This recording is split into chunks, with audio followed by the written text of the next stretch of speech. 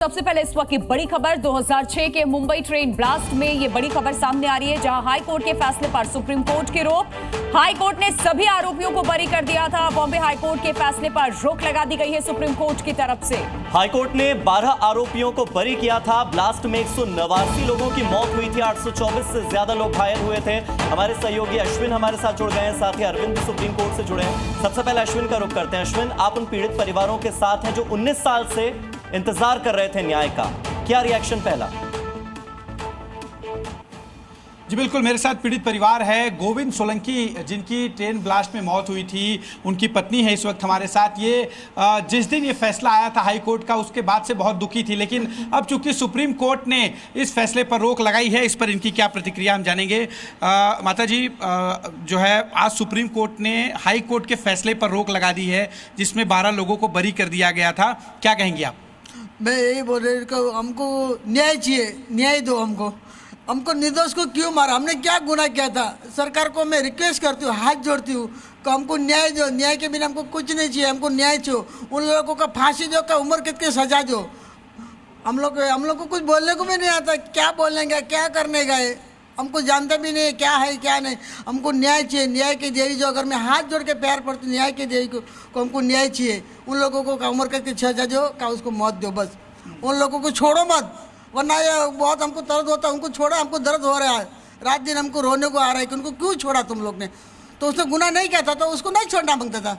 गुनाह क्या है तो उसको सजा दो। हम लोग को यही रिक्वेस्ट है सरकार को कि हमको माफ़ करो। सरकार हमको कुछ बोलने को नहीं आता है, क्या बोलेगा क्या नहीं, तो हम रिक्वेस्ट करते हैं सरकार को कि उसको सजा दो, बस। हाई कोर्ट ने जब इन्हें बरी किया था, उस वक्त मैं देख रहा था काफ़ी आप दुखी थी, लगातार आपको न्याय नहीं मिला, इस बात की आप गुहार करी थी। लेकिन आज सुप्रीम कोर्ट ने जिस तरह से इस फैसले पर रोक लगा दी है, वो कहीं ना कहीं आपको लगता है कि अब न्याय की उम्मीद बढ़ी है? हाँ, हमको न्याय चाहिए, बस न्याय चाहिए, न्याय दो हमको न्याय चाहिए, बस। तो निर्दोष को क्यों मारा? हमने क्या गुनाह किया था? तुम्हारा कुछ बिगड़ा था क्या? सरकार को रिक्वेस्ट है हमारे कि हमको न्याय चाहिए, बस। न्याय के बिना हम लोग नहीं हिलेगा। अगर सरकार को बोलते हैं हमको पैसा दिया तो रिटर्न पैसा ले लो, लेकिन हमको न्याय दो। देखिए, बहुत बड़ी बात कह रही हैं कि पैसा जो मुआवजे के तौर पर दिया गया था वो सरकार चाहे तो ले ले, लेकिन इन्हें न्याय चाहिए। हाई कोर्ट के फैसले के बाद बहुत दुखी थी, लेकिन सुप्रीम कोर्ट के फैसले के बाद इन्हें उम्मीद जागी है। गोविंद सोलंकी के बेटे इस वक्त हमारे साथ हैं। कितनी जो है इस फैसले पर जो है कितनी बड़ी राहत देख रहे हैं, क्योंकि 12 आरोपियों को जिन्हें निचली अदालत ने दोषी ठहराया था, अब सुप्रीम कोर्ट ने उस फैसले पर रोक लगा दी है हाई कोर्ट के, क्या कहेंगे? सर, हम तो चाहते हैं कि अभी जो फैसला जो सुप्रीम कोर्ट ने दे रहे, हमें भी लग रहा है कि सुप्रीम कोर्ट भी फैसला पे अच्छा फैसला सुनाएगी, उनको मौत की सज़ा देंगी, फांसी की सज़ा उन लोग देंगे। हम चाहते हैं कि फांसी की सज़ा मिले, ताकि जो आरोपी जो गुनहगार जो मरे इस ट्रेन के ब्लास्ट में, वो बाकी दूसरी बार ऐसा ना हुए। गोविंद सोलंकी के बड़े बेटे हैं, जिन्होंने सबसे पहले गोविंद सोलंकी का पार्थिव शरीर देखा था, छलनी हुआ पार्थिव शरीर जो मीरा रोड के एक अस्पताल में था उस वक्त। ये बताएं कि जब आप पहली बार अपने पिता को आपने मृत अवस्था में देखा, उस वक्त बहुत ज़्यादा दुखी हुए होंगे, और आज जब हाई कोर्ट का फैसला 2 दिन पहले आया था तब बहुत दुखी थे आप। मैं उस दिन बात कर रहा था आपसे। आज सुप्रीम कोर्ट के इस निर्णय पर क्या कहेंगे? निर्णय तो वही चाहिए हम लोग को, जो हम लोग अभी भुगत रहे सज़ा, जो हम लोग ने गुनाह नहीं किया, वो गुनहगार जो है उन लोग को सज़ा मिले, बस। अभी उन लोग को गुनहगार को सज़ा दो और फांसी दो, और जो गुनहगार नहीं है तो वो कहाँ पे है गुनहगार वो लोग। और मेरे पिता, देखिए ये इनके पिता की तस्वीर है। और आपको एक बात और बता दूं, 21 जुलाई को जिस दिन हाई कोर्ट ने फैसला दिया था, उसी दिन गोविंद सोलंकी का जन्मदिन था।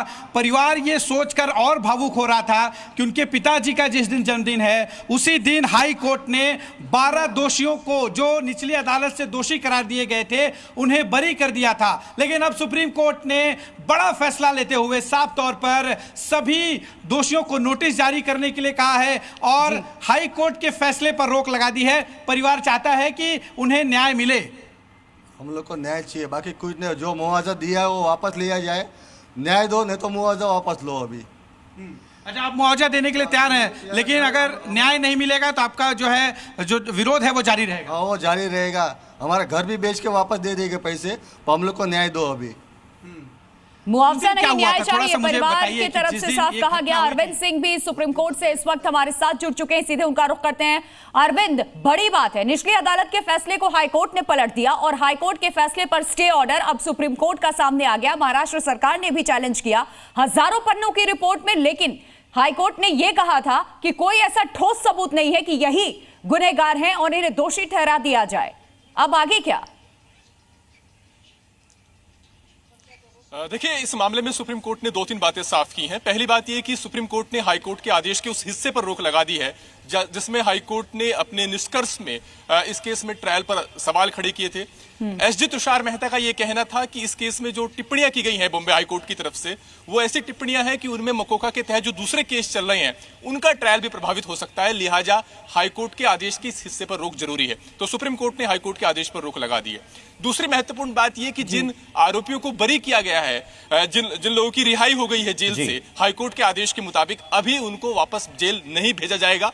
एक और महत्वपूर्ण बात यह कि सुप्रीम कोर्ट ने यह साफ किया है कि हाईकोर्ट ने अपने फैसले में जो निष्कर्ष बिल्कुल अरविंद, तो अभी जेल नहीं भेजा जाएगा, लेकिन सुप्रीम कोर्ट की ओर से सभी आरोपियों को नोटिस जारी कर दिया गया है। बहुत बहुत शुक्रिया अरविंद, आप मेरे साथ जुड़े और हमारे साथ अश्विन भी जुड़े थे मुंबई से।